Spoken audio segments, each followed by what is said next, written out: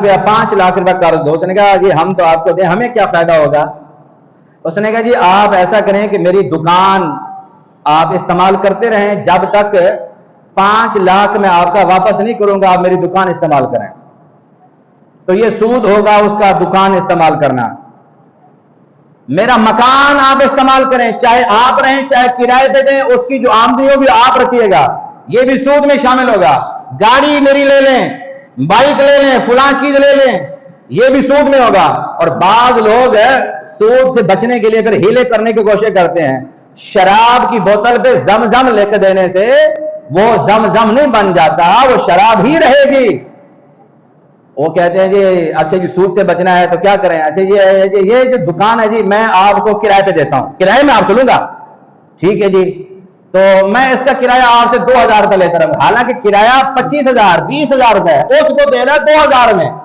क्यों दूसरे को क्यों नहीं देते 2000 में, उसको भी दे दो 2000 में। नहीं, उसको दिया जा रहा है। क्यों? जिसने 5 लाख दिया है, कर्जा दिया है, क्यों दिया? भी 5 लाख के बदले में आप उसको दे रहे हो। तो हदीस के मुताबिक जो आप कर्ज लेने वाला किसी को फायदा पहुंचा रहा है तो वो उससे ले रहा है, वो सूद में शामिल होगा, वो सूद में शामिल होगा।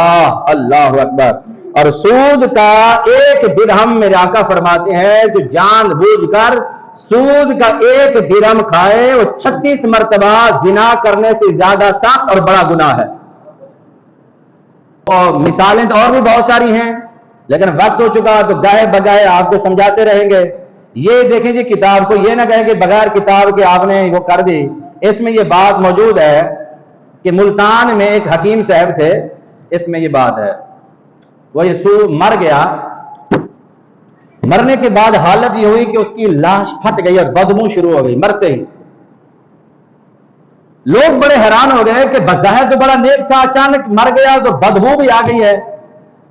लोगों ने म्यूनिसिपल कमेटी जो होती है उनके राब्ता किया कि इसको उठाओ, तो क्रेनों के जरिए से उसे उठाया गया, बदबू के पटाखे से जल्दी जल्दी दफन किया जाए। तो जब तहकीक की घर वालों से पता चला तो भाई वो हकीम साहब सूद के पर काम करते थे। आज मुझे एक साहब मिले और कह रहे थे कि 30,000 रुपया कर्ज लिया था तो वो बढ़ते बढ़ते 3 लाख हो गया और मेरे अब्बे ने मकान बेचकर वो कर्ज पूरा किया और अभी तक भी सूद वो कह देना अभी मेरा पैसा बाकी रहता 30,000 में। तो ऐसे लोग बर्बाद होंगे जो दूसरे पर इस तरह काम करते हैं।